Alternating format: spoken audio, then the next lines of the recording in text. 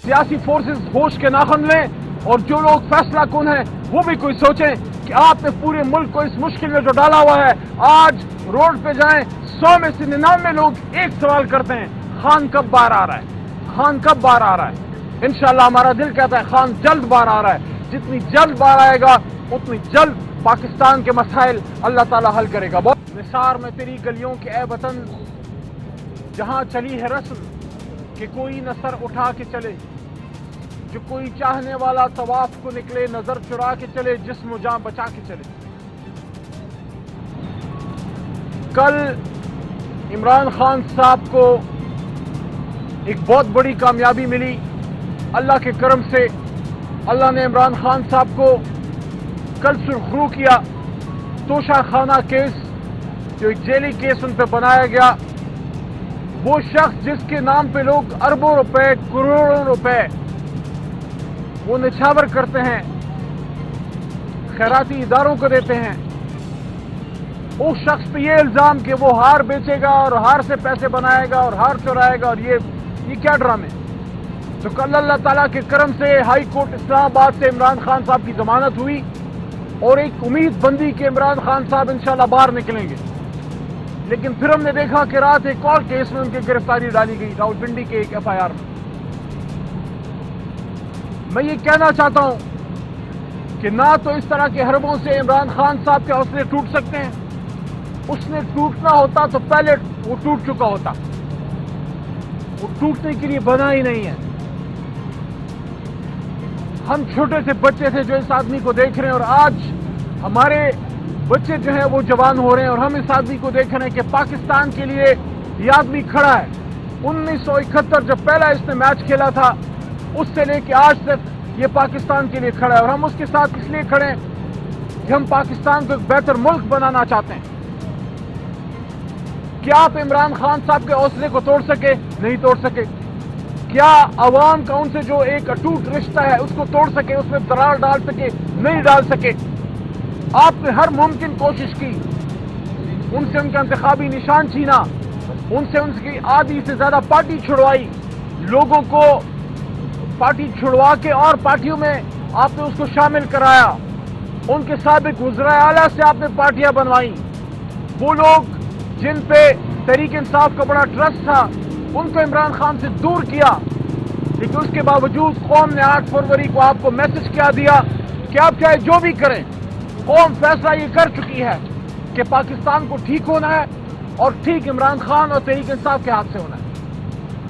आपने अपनी कोशिश ये करके देख ली कि रजीम चेंज हुई।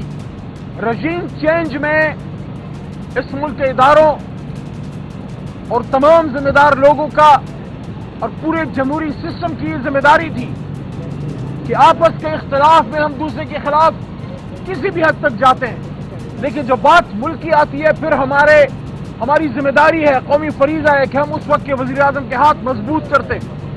हमने हाथ मजबूत नहीं किए, इमरान खान साहब को अकेला छोड़ा और रजीम चेंज की, लेकिन कौम ने इमरान खान को अकेला नहीं छोड़ा, और कौम ने 8 फरवरी को बताया कि पाकिस्तानी कौम किस तरफ खड़ी है। आपने फॉर्म 47 की हुकूमत बनाई, आप बताएं क्या कोई पाकिस्तानी उसको मानता है? वो हुकूमत जिसके पीछे अवामी मैंडेट नहीं है। अवामी मैंडेट के बगैर आमिरियत तो चल सकती है क्योंकि इसके पीछे ताकत होती है, लेकिन अवामी मैंडेट के बगैर जमहूरियत नहीं चल सकती, क्योंकि जमहूरियत चलती है अवाम की ताकत से, अवाम की मर्जी से, अवाम की मंशा से। अब भी वक्त है, अब भी वक्त है। अगर इस मुल्क को जमहूरियत से चलाना है तो फिर जमहूर की माननी पड़ेगी। क्या वक्त नहीं आ गया कि एक नया इमरानी मुआहदा लिखा जाए, एक नई कमिटमेंट हो इस कौम के साथ। ये कौम ने बड़ी कुर्बानियां दे दी, हमेशा कुर्बानी हम कौम से मांगते हैं। अशराफिया कब कुर्बानी देगी? इस मुल्क की एलीट कब कुर्बानी देगी?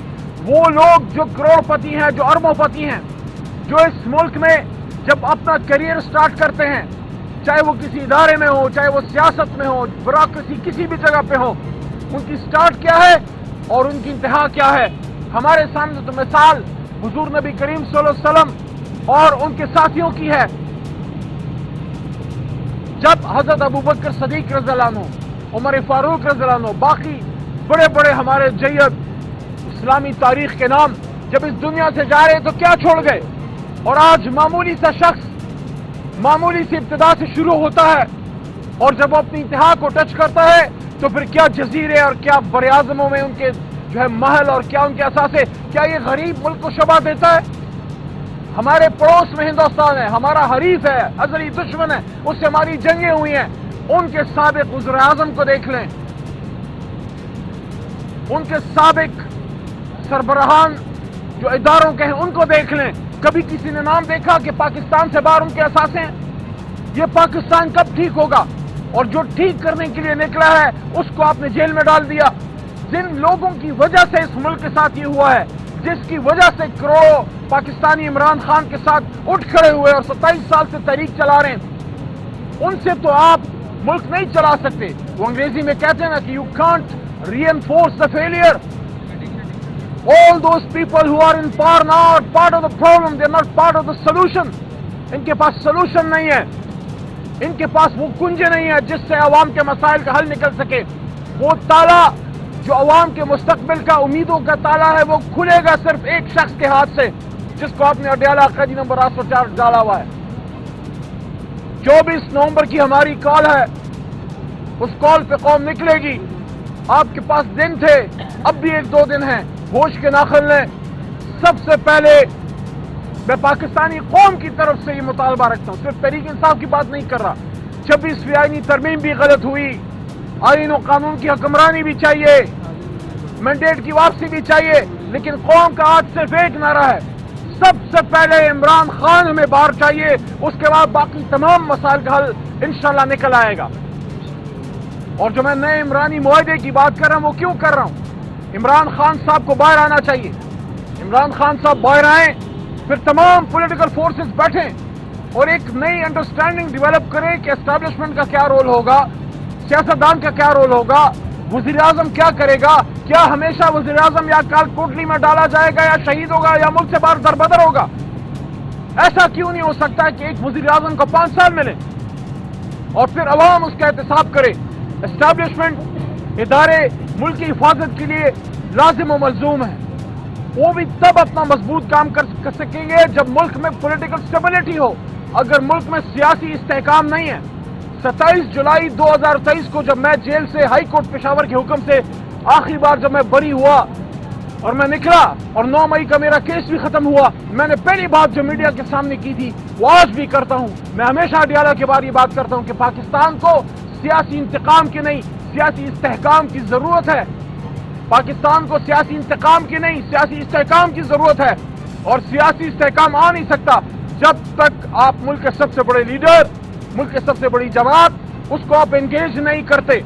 اور جب یہ انگیجمنٹ ہو اس کے بعد سیاسی جماعتیں یہ فیصلہ کریں، سیاسی جماعتیں یہ فیصلہ کریں کہ یا یہ اقتدار کی جنگ ہے یا یہ عوام کی خدمت کا ایک مقابلہ ہے۔ اگر اقتدار کی جنگ ہے تو بالکل آپ کریں جو آپ کر رہے ہیں، کوئی کسی کا کندھا استعمال کریں، کوئی آپ کو آنکھ مارے، کوئی آپ جو بھی طریقہ، لیکن اگر آپ کہتے ہیں کہ ملک کو ٹھیک کرنا ہے، ملک کو آگے لے کے جانا ہے، پھر ایک بات پہ تمام پولیٹیکل فورسز کو اس نقطے پہ آنا ہوگا کہ کسی کا کندھا استعمال نہیں ہوگا اقتدار میں آنے کے لیے، اور جب اقتدار میں آ جائیں پھر کرپشن سے، اخربہ پروری سے دور رہنا ہے۔ اس ملک کو ملک بنانا ہے جس لیے بنا تھا، کیونکہ ہماری 3 نسلیں قبروں میں جا چکی ہیں، لیکن آج تک کا وہ خواب شرمندہ تعبیر نہیں ہو سکا جو قائد اعظم محمد علی جناح نے اس قوم کو علامہ کی فکر کی روشنی میں سنایا تھا، دکھایا تھا۔ کیا ہم صرف بھیک مانگنے کے لیے پیدا ہوئے ہیں؟ کیا پاکستان نیوکلیر اسلامک اسٹیٹ ہوتے ہوئے دنیا کے سامنے ہم کاسا لیس ہیں؟ ہم کس ملک کے پاس نہیں جاتے؟ یہ کیوں ہے؟ کیا ہمارے ڈی این اے میں کوئی فالٹ ہے؟ کیا ہم محنتی نہیں ہیں؟ کیا ہم ایمان والے نہیں ہیں؟ کیا ہم محمدی نہیں ہیں؟ کیا ہم مسلمان نہیں ہیں؟ کیا ہم دنیا کی باقی قوموں سے ہمیں کوئی کمزوری ہے؟ ہمارے پرورش میں کوئی کمی ہے؟ مسئلہ صرف ایک ہے، ہماری لیڈرشپ میں مسئلہ ہے کہ لیڈرشپ بیٹھے اور اس بات پہ فیصلہ کرے کہ ملک کو آگے لے کے جانا ہے۔ لیکن وہ کیسے ہوگا جب آپ ملک کے سب سے بڑے لیڈر کو گولیاں مار کے جیل میں ڈالیں؟ میری دعا ہے کہ سیاسی فورسز ہوش کے ناخن لیں، اور جو لوگ فیصلہ کن ہیں وہ بھی کوئی سوچیں کہ آپ نے پورے ملک کو اس مشکل میں جو ڈالا ہوا ہے، آج روڈ پہ جائیں 100 میں سے 99 لوگ ایک سوال کرتے ہیں، خان کب باہر آ رہا ہے؟ خان کب باہر آ رہا ہے؟